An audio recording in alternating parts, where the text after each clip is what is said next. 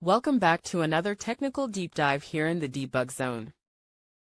Today, we're tackling a big question and breaking it down with insights from other users. Hopefully, this clears up some misconceptions and helps you get the answer you need. So buckle up, stay a little curious, and let's jump right in.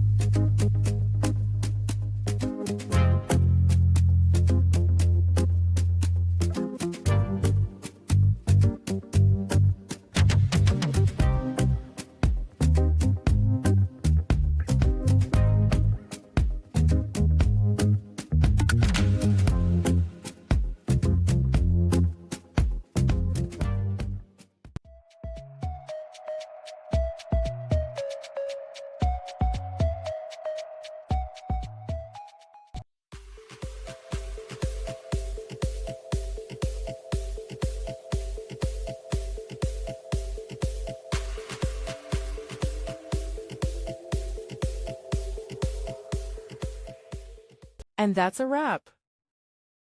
I hope you found the answer you were looking for. If you did, take a second to hit that subscribe button. It really helps out. And let me know in the comments which solution worked best for you. See you next time in the debug zone.